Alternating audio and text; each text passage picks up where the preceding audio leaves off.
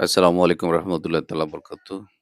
চলুন বন্ধুরা আলোচনা করা যাক কালামুল্লাহ শরীফে ওলিদের মাহবুব বান্দাদের আলোচনা রয়েছে কি?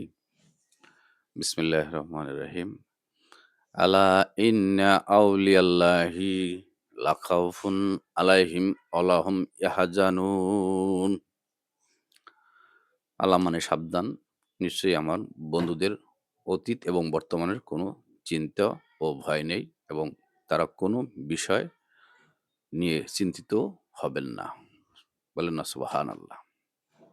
ইসলামের পঞ্চবেনা কলেমা, নামাজ, রোজা, হজ, যাকাত এই ৫ টি বিষয় ফরজ করা হয়েছে পাগল ছাড়া। অবশ্যই পালন করতে হবে।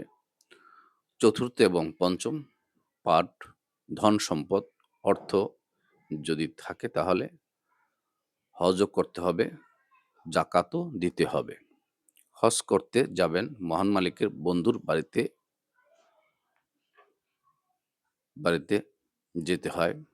হজ মানে নিয়ত, ইচ্ছা, ভ্রমণ, হাজির হওয়া, হাজিরা দেওয়া। মহামানবগণের বাড়িতে গেলেই ইবাদত হয়। সুবহানাল্লাহ। যেমন বর্তমান কাবা শরীফ এর নিচে অসংখ্য নবী পয়গম্বরগণ শায়িত আছেন। আল্লাহু আকবার।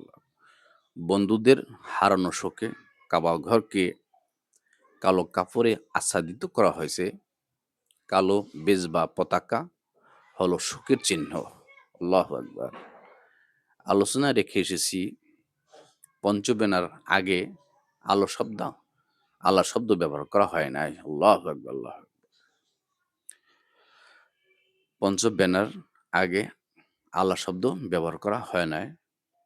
শুধু আল্লাহ শব্দ ব্যবহার করা হয়েছে বন্ধুদের সম্মান, আজমত, ইজ্জতের দিকে ইঙ্গিত করে।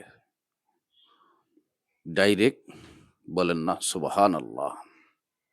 তাহলে বুঝা গেল ওলি আল্লাহ, মুমিন, মুত্তাকিদের জন্য মহান মালিকের কাছে গ্রহণযোগ্যতা আছেন।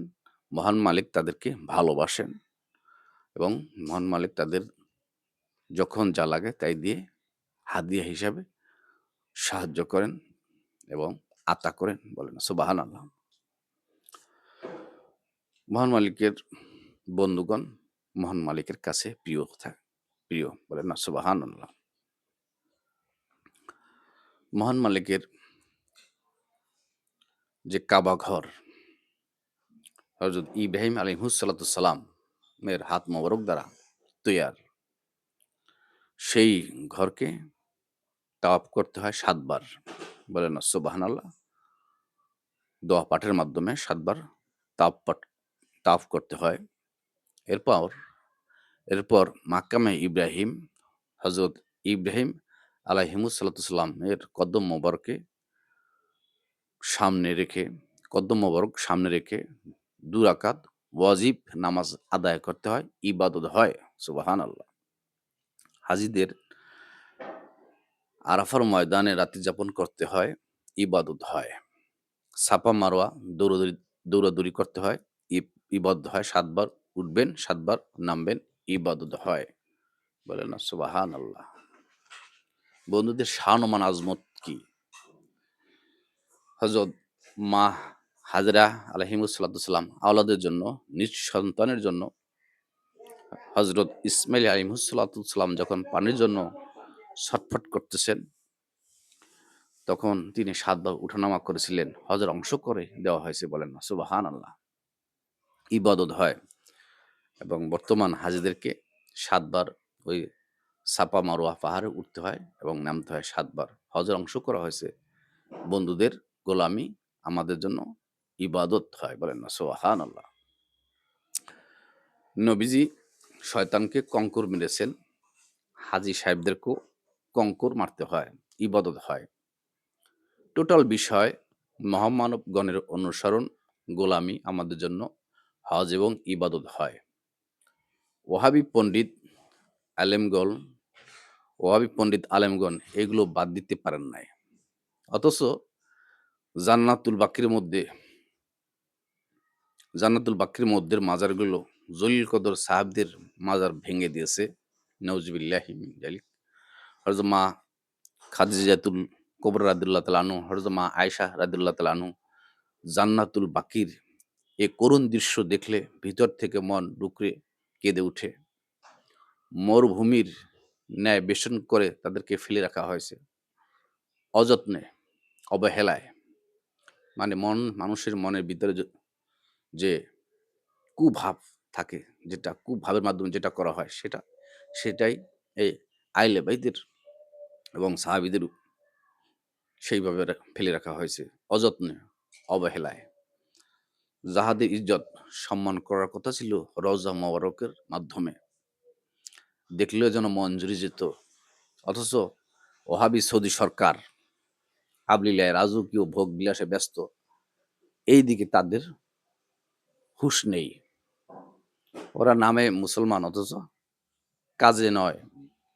মমিন মোত্তাকিগণ রাসূলের ইশক ধারণ করলে ওগুলো ভাঙতে পারত না। নাউজুবিল্লাহি মিন যালিক। বন্ধুরা আমার, রাসূলের ইশকে ভালোবাসা মহব্বত থাকলে তারা মমিন হতেন এবং এই জলিল কদর ইজ্জতওয়ালা মুহাম্মদগণের এইভাবে মরুভূমির ন্যায় ফেলে রেখেছেন। মনটা দেখলে ব্যথিত হয়, ডুকরে কেঁদে উঠি। এবার আমরা দেখব, আমরা মহামানবগণদের নফল ইবাদত আমাদের জন্য ফরজ করা হয়েছে। কারা, কারা রয়েছেন এবং কাদেরকে আমরা অনুসরণ করি, তাদের নফল ইবাদত আমাদের জন্য ফরজ করে দিয়েছেন মহান মালিক। বলেন না সুবহানাল্লাহ। ফজরের নামাজ আদায় করেন হযরত আদম আলাইহিসসালাম আমাদের জন্য ফরজ করা হয়েছে। যোহরের নামাজ হযরত ইব্রাহিম আলাইহিসসালাম, আসরের নামাজ হযরত ইউনূস আলাইহিসসালাম, মাগরিবের নামাজ ঈসা আলাইহিসসালাম, এশার নামাজ হযরত মূসা আলাইহিসসালাম, শুক্রবারের নামাজ হযরত মুহাম্মদ সাল্লাল্লাহু আলাইহি সাল্লাম আমাদের দয়াল নবীজির শুকরিয়া স্বরূপ সালাত আদায় করেছিলেন। বন্ধুরা আমার, মহামানবগণের নফল বন্দেগী আমাদের জন্য ইবাদত এবং ফরজ। বলেন না সুবহানাল্লাহ। হযরত জাকারিয়া আলাইহিসসালাম ৮০ বছর, হযরত ইয়াহিয়া আলাইহিসসালাম ৮০ বছর, হযরত আইয়ুব আলাইহিসসালাম ৮০ বছর, হযরত ইউসুফ ইবনে নুন আলাইহিসসালাম ৮০ বছর বিরামহীনভাবে ইবাদত বন্দেগী করেছেন। সুবহানাল্লাহ, সুবহানাল্লাহ। মহামানবগণের রেখে যাওয়া স্মৃতিকে ভালোবাসতে হবে, মহব্বত করতে হবে এবং তাদের রেখে যাওয়া নফল ইবাদত বন্দেগী আমাদের জন্য মহান মালিক ফরজ করে দিয়েছেন। আমাদেরকে ভুলে গেলে চলবে না। আমরা কি করতেছি? নামাজ পড়ি, সূরা ফাতিহা পড়ি, মসজিদ থেকে ইবাদত গার থেকে ইবাদতের জায়গা, মসজিদের ঘর নিরিবিলি যেন আপনি সালাত আদায় করতে পারেন, যেন সালাতটা মেরাজে পরিণত হয়। কিন্তু আমরা নামাজি বেবুলা, হুঁশ নেই, কি করতেছি বা কি করছি, কাদেরকে আমরা অনুসরণ করছি, কাদের বন্দেগী করলে ইবাদত হয় সেটাও আমরা জানি না। এবং আমরা নামাজ আদায় করার পরই মসজিদ থেকে বের হই, নবী রসুল এবং নবী রসুলদের বেলায় অনেকেই আমার নবীর সম্মান অনেকেই সেইভাবে নিতে পারতেছেন না। আর অলিয়া উলিয়াদের কথা তো তাদের বললে গায়ে জ্বর উঠে যায়। তাদের চেহারা অন্যরকম একটা মলিন হয়ে যায়। তো বাবজিরা, ইবাদত বন্দেগী আমি বিভিন্ন আলোচনায় টাচ রেখে যাই। ইবাদত বন্দেগী করো, ইবাদত মালিকের জন্য, বন্দেগী হলো নবী রসুল পয়গম্বর অলিয়া উলিয়াদের জন্য। ইবাদত আল্লাহর, বন্দেগী আল্লাহ রসুল আলেকুল আহলে বায়াত প্রতিনিধির করতে পারলেই টোটাল বিষয়টা যদি যোগ করা হয় তাহলে আমরা যদি সেভাবে নিতে পারি মমিন হব, আত্মসমর্পিত হলে মমিন হব। এরপর আপনার আমল ইখলাসের মাধ্যমে আপনি ক্রমান্বয়ে এগিয়ে যাবেন। সেটাই মহান মালিক সেই কালামুল্লাহ শরীফের আয়াতে কারিমের মাধ্যমে এবং আমার ব্যাখ্যা বিশ্লেষণের মাধ্যমে শর্ট করে যে আলোচনা করেছি, এর ভিতর গভীর আলোচনা রয়েছে। যদি বুঝতে পারেন এবং সহজভাবে নিতে পারেন নেগেটিভ ভাবে নয়, পজিটিভলি ভাবে যেকোনো আলোচনা শুনবেন। তাহলে মালিকের পক্ষ থেকে হয়তো হেদায়া আসবে, দয়া আসবে, রহমত আসবে, বরকত আসবে। হয়তো বাকি জিন্দেগি পরিপূর্ণ হয়ে যাবে। আমল ইখলাস করবেন, সত্য ন্যায়ের পথে চলবেন।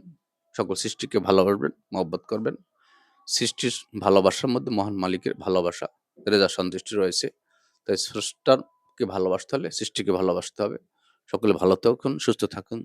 আমার জন্য দোয়া করুন। আমিও আপনাদের জন্য দোয়া করি। ভালো যদি মনে হয় লাইক, শেয়ার, ফলো দিবেন, সাবস্ক্রাইব করবেন। আসসালামু আলাইকুম রহমতুল্লাহ তাআলা বরকাতুহু।